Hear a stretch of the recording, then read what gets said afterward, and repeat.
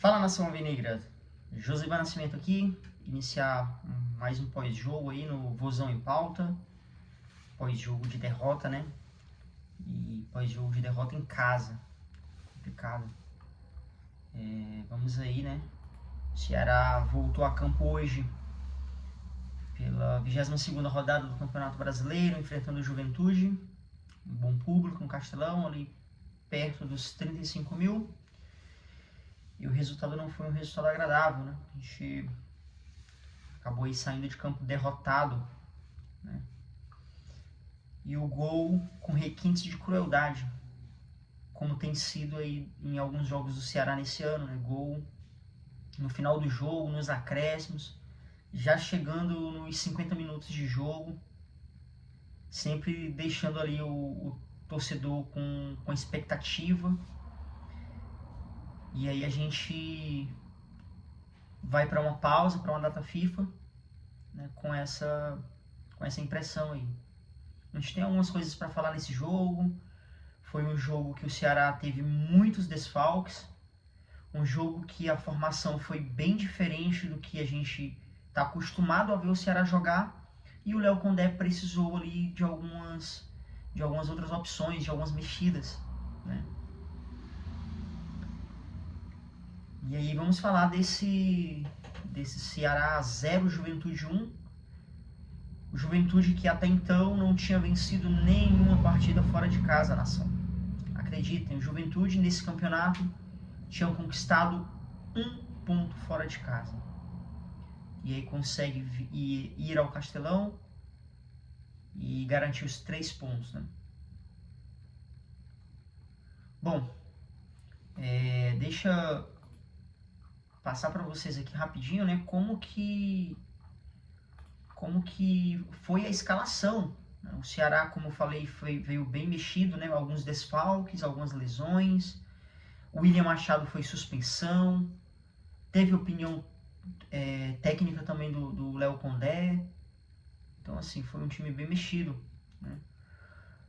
O time do Ceará veio com Bruno Ferreira no gol, e aí o sistema defensivo, aquela linha inicial de 4 defensores, dos 4, 3 mudanças, né? Fabiano Souza na direita, e aí as primeiras mudanças vieram com Marcos Vitor e Éder no ataque, né? O Léo Condé optou por deixar o Marlon no banco, né? Então, Marlon no banco, o time veio com Bruno Ferreira, Fabiano, Éder e Marcos Vitor. Na lateral esquerda, viemos com Nicolas. O Matheus Bahia estava sentindo, né, alguns jogos. Rafael Ramos também, né, desfalcou por questão de lesão. E aí o Nicolas teve uma oportunidade como titular. Vamos já falar um pouquinho da partida do Nicolas, tá? Daqui a pouquinho a gente fala um pouco sobre o Nicolas na lateral esquerda. O meio campo ali veio com Richardson e Dieguinho. No meio campo, né, o Richardson e Dieguinho como volante. No meio campo ele optou por vir com o Mugni. O Lourenço não pôde jogar, ele está com um quadro aí de amidalite, então precisou ser poupado, né? E no ataque, sem muitas mudanças, foi com Galeano na ponta direita, Ayrton na ponta esquerda e Pedro Raul ali na área, aquele homem de referência, aquele camisa 9. O Juventude veio com Jandrei, Reginaldo, Abner, Wilker Angel e Marcelo Hermes. Kaique Gonçalves, aquele mesmo que jogou aqui no Ceará, Jadson, Mandaca, Gabriel Veron, Batalha e Gabriel Tagliari. Então foi o time aí do Thiago Carpini. Então, assim, o primeiro tempo do Ceará, né, o Ceará até que começou fazendo um jogo tentando pressionar o Juventude. O Ceará até que iniciou tendo boas chances, né, tentando criar uma pressão. Em até certo momento ele conseguiu. Mas a gente sabe que o Ceará peca muito na finalização. O Ceará, ele é um time que ele não tem um aproveitamento tão alto das finalizações. Ele acaba pecando, perdendo muitos gols. Logo com 3 minutos, o Ayrton tentou ali uma finalização. Verdade que estava impedido. E o Ceará tentou aquela pressão, tentando jogar ali o Juventude para trás. O Ailton tenta encontrar o Pedro Raul de uma jogada de cabeça, a zaga tira. E a primeira defesa que o Jandrei fez, uma defesa bem simples por sinal, foi ali aos 6 minutos, né? Uma finalização do Ailton. Mas foi uma defesa simples, a finalização foi ali no meio do gol, né? Aos 15 minutos, o Juventude teve ali uma primeira oportunidade, uma primeira boa chance, né? Mas o Talhari de cabeça, foi uma defesa simples ali para o Bruno Ferreira, fácil. Tá? Aos 19 minutos de jogo, galera, teve um lance, né, que o Mugni, ele tentou um passe ali pro Ailton, e o Ailton, ele tava no centro da área, houve até ali uma reclamação de um possível pênalti, né? Quando você olha o lance, o Ailton ele puxa também o zagueiro, é um lance, olhando depois eu vi que não foi pênalti, mas eu acho que a escolha do Mugni ali naquele momento não foi a melhor. Tinha o Galeano na direita, sozinho. O Galeano estava na direita sozinho, pedindo a bola. E o Mugni mandou para o Ailton. Tá? Aos 25 minutos teve um contra-ataque, o Pedro Raul, né, fazendo parte ali do contra-ataque. Porém, na finalização ele acabou tocando a bola e quando recebeu estava impedido. Aos 36 minutos de jogo, teve uma finalização do Pedro Raul. Né? O Jandrei ele teve uma defesa. Né? E aos 42 minutos, mais uma finalização do Ceará, ali naquele momento tentando uma pressão. E o Pedro Raul fez uma finalização, a bola bateu ali na barriga do jogador, né, do Juventude. Ficou aquela jogadores pedindo pênalti, mas de fato não bateu na mão do jogador do Juventude. Tá? Foi o primeiro tempo em que o Ceará até se portou bem, até tentou ali criar mais jogadas, porém o time muito modificado, né? A lateral, a zaga, sem aquele meio campo para criar. O Mugni ele foi bem no jogo, mas não conseguiu criar, né, uma boa jogada de fato. No intervalo, o Juventude ele já veio com 3 substituições. Né? O Carpini, na volta do intervalo, já fez 3 substituições, não gostou do primeiro tempo que o Juventude fez, e aí foi um problema. Por quê? Porque no segundo tempo, o Juventude ele se impôs mais, o Juventude parece que veio, né, parece que voltou para o jogo querendo vencer, querendo mais o jogo. E aí o Ceará ele sofreu. Logo com 1 minuto e meio ali, o Batalha consegue uma finalização fraca, né, foi no meio do gol. Aos 7 minutos, o Fabiano encontra o Pedro Raul. Pedro Raul ele cabeceia uma jogada que o Jandrei ele salva quase em cima da linha. Acho que a gente for olhar no jogo, a melhor jogada de ataque do Ceará, a melhor jogada ofensiva do Ceará foi esse cruzamento do Fabiano. O Pedro Raul ele finaliza e o Jandrei ele consegue ali uma defesa incrível, sensacional, a defesa que o Jandrei fez ali naquele momento. Tá? Em seguida o Mugni consegue uma finalização mais bem fraca e aí aos 11 minutos veio a primeira substituição do Léo Condé. O trabalho do Léo Condé no Ceará, ele é um trabalho que precisa ser muito valorizado pelas peças que o Léo Condé ele tem, né, pelas peças que faltam à equipe do Ceará. Porém, foi uma substituição que eu não entendi. Eu não consegui entender a substituição do Léo Condé. Por quê? Ele tira Lucas Mugni e põe Pedro Henrique. O que o Léo Condé fez? Ele colocou o Pedro Henrique no lugar do Ailton e o Ailton recuou ali no meio campo para ser aquele homem de criação. E a partida do Pedro Henrique, ela foi uma partida que ele tenta participar da jogada, ele tenta ali ajudar, corre, mas hoje o Pedro Henrique não ajudou. Hoje o Pedro Henrique ele errou nas tomadas de decisões, cometeu muitas faltas bestas, né? O Pedro Henrique hoje ele não conseguiu somar para o Ceará em campo. Nem ofensivamente, nem defensivamente. Ele não conseguiu ali cobrir o corredor, né, como o próprio Ailton fez durante o jogo, como o próprio Ailton costuma fazer. O Ailton no começo do jogo, ele estava ali na área, fazendo desarmes, voltando. E o Pedro Henrique ele não conseguiu fazer isso hoje. E nem conseguiu agregar ofensivamente. Estava errando muito, cometendo muitas faltas. Aos 22 minutos, um dos momentos que a torcida mais esperava, né? O Vina entra em campo. O Léo Condé ele entra ali com 2 substituições. Ele tira o Richardson, né, para a entrada do Vina. E sai o Ailton para a entrada do Fernando Sobral.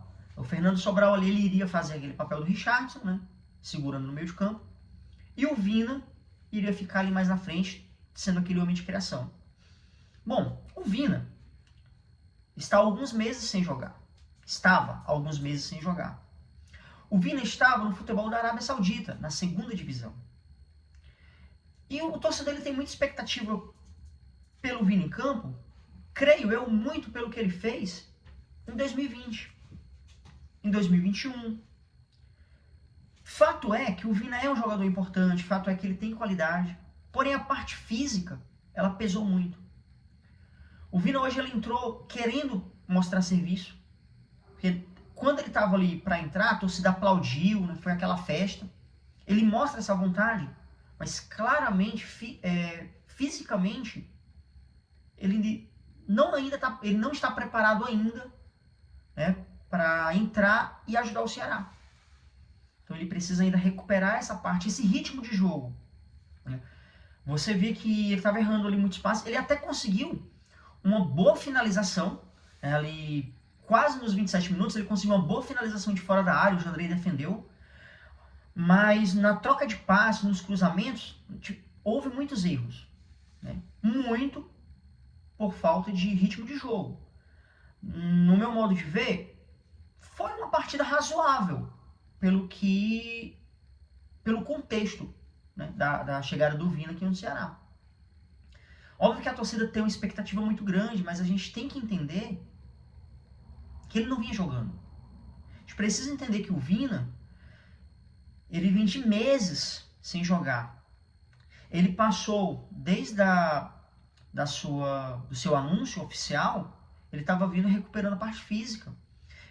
De vários jogos que ele já poderia ter sido relacionado, mas ele não foi nem sequer relacionado por conta desse problema. E aí a torcida ela cria uma expectativa muito grande. Eu entendo o torcedor. Né? A gente quer aquele cara ali no meio campo para nos ajudar, para criar jogada. Mas hoje não era esse cara que ia resolver. Né? Aos 36 minutos, Vina tentando uma finalização meio estranha, uma atabalhoada. Tentou a finalização, tentou um golpe de karatê, não sei o que ele tentou ali fazer na área. Foi totalmente estranho. Aos 39 minutos, o Condé ele traz ali, faz as 2 substituições que lhe restavam. E aí eu quero abrir um parêntese. Sai o Nicolas, aos 39, entra o Lucas Lima, sai o Galeano e entra o Rodriguinho. O parêntese que eu abri aqui, que eu quero abrir nesse momento, é para falar do Nicolas. O Nicolas ele foi muito criticado pela torcida e com razão, né, naquele jogo contra o Bahia pela semifinal da Copa do Nordeste, onde ele falha e tomamos um gol também no final do jogo. Né? Ele falhou, a torcida pegou no pé, de novo, com razão, tem todo o direito. Né? Era uma possibilidade de disputar uma final, era a possibilidade de disputar um título esse ano, mais um título esse ano. Mas aí eu até tinha comentado que o Nicolas é o nosso titular. Durante o jogo, não vai adiantar vaiar. A torcida tem que apoiar. Entendo quem pensa diferente. Entendo quem estava no Castelão e vaiou, né? Que houve vaias quando o Nicolas ele foi iniciar a partida. Entendo quem faz, porém eu não concordo. Já era titular, vaiar não vai mudar. E aí o Nicolas ele fez uma partida segura. O Nicolas ele, em momento algum, ele errou, em momento algum ali ele falhou e prejudicou ali no resultado do jogo. E, inclusive, acredito eu, né? Pode ter sido diferente, mas acredito eu que até dos motivos desse gol tomado, que iniciou ali pelo lado esquerdo da defesa do Ceará, foi o fato do Nicolas ter cansado. Aos 39 minutos ele precisou sair. E aí o Dieguinho, que já passou o jogo inteiro marcando, ele estava ali tentando cobrir essa lateral, muito cansado. O Dieguinho destro, marcando na esquerda, também com a perna trocada. E aí a jogada sai por ali. A jogada do gol saiu por ali, né? O Dieguinho tentou ali uma finalização aos 43 minutos também do segundo tempo. O Jandrei faz mais uma defesa difícil, né? Uma boa finalização do Dieguinho, é uma boa característica aí dele. Já aos 45 minutos tem uma finalização perigosa do Matheus Babi, mas foi uma finalização para fora. Aos 47 do segundo tempo, ainda naquela pressão, tentando fazer uma pressão final para garantir o gol, garantir ali os 3 pontos, o Vina cobra uma falta. O Éder cabeceia e é mais uma defesa do Jandrei. E aí, chegando perto dos 50 minutos, o fatídico lance, né? O fatídico lance. Reginaldo ali pelo lado direito do Juventude, lado esquerdo do Ceará. Dieguinho tentando marcar, mas o Dieguinho já muito cansado. Reginaldo consegue um cruzamento. Na medida, o Mandaca ele se antecipa ali nas costas do Fabiano. O Fabiano ele foi um pouco abaixo, né?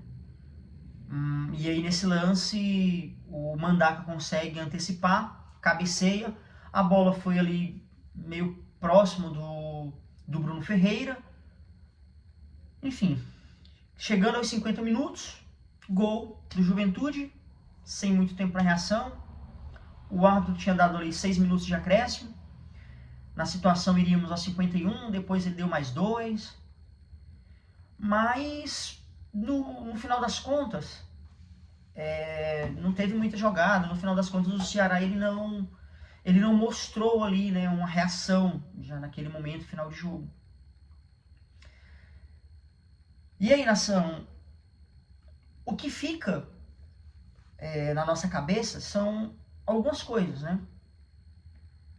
Eu fiz um vídeo, inclusive no meu último vídeo antes desse pós-jogo, eu falei, o Juventude ele não ganhou fora de casa ainda nesse campeonato. E isso assusta a torcida do Ceará. Tem isso lá nesse vídeo. E é justamente o que aconteceu. Por quê? Porque nada mais Ceará do que jogar contra um time que não vem vencendo, que não venceu fora de casa, que não vence há tantos jogos. Jogando no Castelão vence. Eu já tinha tido esse medo contra o Red Bull Bragantino. O Red Bull ele vinha ali de 8 jogos sem vencer. E aí na minha cabeça pensando, poxa, o típico jogo que o Ceará adora perder. Contra o Bragantino, ainda bem nós conseguimos a vitória. Juventude vem com aquele histórico, né, repetindo, tinha conseguido 1 ponto fora de casa no campeonato. Juventude brigando ali contra o rebaixamento, não que o nosso campeonato seja muito diferente. A única diferença é que a gente já está com 26 pontos e o Juventude agora chega a 21. O Juventude tinha 18. E aí o Ceará, que tinha 7 pontos para a zona de rebaixamento, o Ceará pode terminar essa rodada a 4. O Ceará pode terminar a rodada a 4 pontos da zona do rebaixamento. E o nosso campeonato ainda é permanência. Nós precisamos ainda chegar aos 45 pontos. E aí a gente joga com o Juventude nesse campeonato 2 vezes e 2 derrotas. A gente pega um time brigando contra o rebaixamento e a gente consegue perder 2 vezes para esse time. Assim, é muito frustrante, sabe, o resultado do jogo. Porque são 6 pontos que a gente perdeu para um concorrente direto. E continuamos com a mesma quantidade de pontos, assim, o mesmo aproveitamento, vamos dizer, que o primeiro turno, né? Nos primeiros 3 jogos nós conseguimos 4 pontos. Só que tem um pequeno problema em relação ao primeiro turno, né? Que seria só fazer a mesma campanha. Muitos confrontos diretos nós vamos pegar fora de casa. Vitória, nós vencemos no PV. Sport, nós vencemos no Castelão. Vasco, nós vencemos no Castelão. Todos esses confrontos diretos serão fora de casa. Então, o desafio será maior. Até então, estamos repetindo a mesma campanha do primeiro turno. 3 jogos, 4 pontos. E eu acho que era pra gente ter aproveitado. E aí tem outro ponto que deixa a torcida muito preocupada, cara. Muito, muito preocupada. É o fato de já termos falado há muito tempo que o Ceará precisa de reforço. Que o Ceará precisa contratar laterais. O Ceará, ele tem um time muito limitado quando se fala de elenco. O Ceará, ele foi a campo hoje sem nenhum lateral no banco. Repito, o Ceará foi a campo hoje sem nenhum lateral no banco. Nosso lateral direito, Fabiano, jogando. Lateral esquerdo, reserva, Nicolas, jogando. Matheus Bahia e Rafael Ramos desfalcaram o time por lesão, por estarem afastados pelo DM. E sem nenhum lateral no banco de reservas. E aí o que vai acontecer, gente? Teremos aí uma parada data FIFA, né? O Ceará só volta a campo dia 14, fora de casa, contra o Vasco. E se não marcarem aí o jogo contra o Fluminense, né? Não tem data ainda, que é o jogo do primeiro turno que foi adiado. Depois do jogo contra o Vasco, dia 14, da volta da data FIFA, sabe qual é o próximo confronto do Ceará? O Bahia.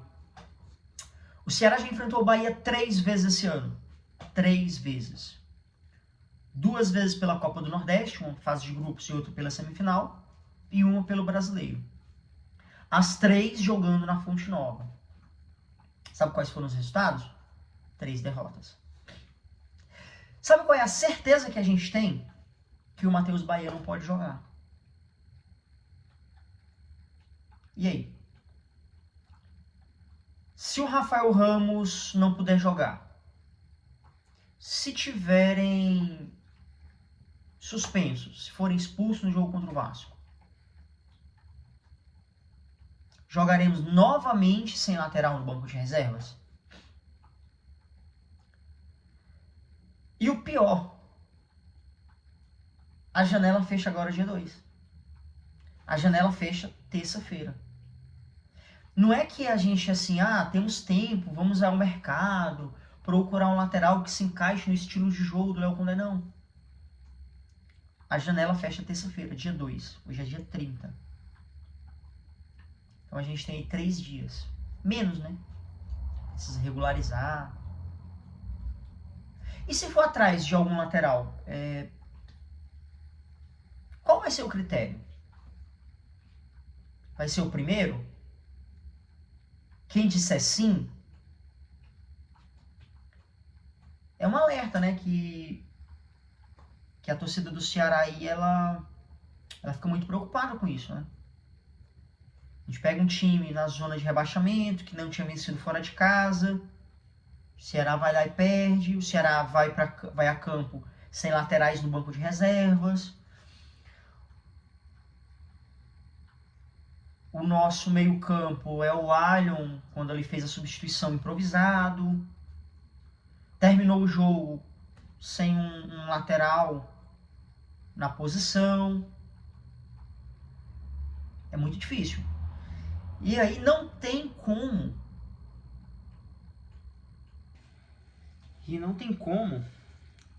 A torcida não lembrar do campeonato de 2022, infelizmente. Tô falando que já está tudo acabado, a terra arrasada, não. Mas é um alerta que precisa ser feito, né? Campeonato de 2022, infelizmente o nosso rendimento no segundo turno, ele foi um rendimento pífio. E a gente conseguiu um primeiro turno ali com 25 pontos. E infelizmente o time não conseguiu se manter. De 2011 também, mesma coisa, né? O time conseguiu um primeiro turno ali com uma pontuação incrível e cai no segundo turno. Muito por conta dessas teimosias que entra diretoria, entra presidente, sai presidente e continua a mesma coisa. Parece que tem uma cartilha dentro do clube a ser seguida, que não pode ser fazer diferente. Que toda janela de transferência, que toda virada de turno parece que tem que seguir os mesmos passos, não se reforçar, contratar apenas 1 e 2 peças, só contratar sob pressão. É impressionante o time do Ceará. E eu sei que é estranho quando o torcedor do Ceará fala isso, né? Porque parece que a gente está desenterrando. Mas não tem como o torcedor não trazer à memória situações parecidas, que o time faz um primeiro turno bom e aí, de novo, campeonato de 2014. Né? O time faz um turno sensacional, termina na liderança e nem sequer termina entre os 4. Como que explica isso? Contratação. O time não se reforçou. Galera, eu sei que é um vídeo complicado, né? Falar aí pós-derrota, mas aproveita que você tá aí, deixa seu like nesse vídeo. Né? Curte esse vídeo, deixa seu like, não custa nada, é gratuito, ajuda nós. Ajuda a gente a continuar aí nesse trabalho, a continuar aí divulgando as informações sobre o Ceará, falando da nossa paixão. Posso te pedir um favor? Se você tá vendo esse vídeo até aqui e ainda não fez a sua inscrição, inscreve agora rapidinho. Só aperta lá no se inscrever, tá? Aperta no sininho para receber as notificações. Você não vai pagar nada, é totalmente gratuito. E se puder compartilhar esse vídeo aí com seus amigos que gostam de futebol, que torcem pelo Vozão, compartilha e continua aí ajudando a gente a crescer, tá bom? Agradeço demais o seu apoio. Então é isso, né, gente? O vídeo ele vai ficar muito longo. E aí é um vídeo muito de pós-jogo e desabafo também, né? A situação, esse jogo, essa derrota foi muito doída, muito doída. Tanto pelo time, tanto pela situação que vinha o Juventude, tanto pelo fato de ter sido uma derrota nos acréscimos de novo, né? A cara de Ceará. A gente perdeu ali 2 pontos contra o Bragantino na primeira rodada por conta de gol nos acréscimos. Tomamos gols nos acréscimos. Vou colocar por baixo aí 3 pontos, né? 3 por baixo, sem puxar aí na memória outros gols que a gente acabou tomando nos acréscimos aí em outros jogos, né? Contra o São Paulo, que foi nos acréscimos do primeiro tempo, né? Então, a gente vai aí ter uma pausa, né? 14 dias. Talvez seja uma boa pausa para recuperar os jogadores aí, né? Alguns jogadores que estavam no DM, Lourenço, Matheus Bahia, Rafael Ramos, todos esses afastados aí por problemas aí, né, por algum tipo de lesão, ou simplesmente não estava bem, né, no caso do Lourenço. Então, a gente vai tentar trazer para vocês, acompanhar aí mais notícias, trazer durante esse período. Espero muito que o Ceará ele traga alguém ainda, né, apesar de ter pouco tempo. No mais, eu já agradeço a atenção de vocês, sei que esteve até aqui, nos acompanhando, né? Sei que não foi um resultado satisfatório. O Ceará só volta a campo no Castelão no dia 20, né? Que dia 14 joga fora, então a torcida ela vai passar muito tempo sem ver o time. Mas é isso aí. Conto aí com o seu apoio, sua ajuda. E vamos por mais, Ceará. A gente não vai deixar de apoiar jamais, estaremos sempre com o Ceará, porque é a nossa paixão. E é isso, né? Nas vitórias e nas derrotas, tá bom? Peço muito seu apoio e até mais. Vozão em pauta.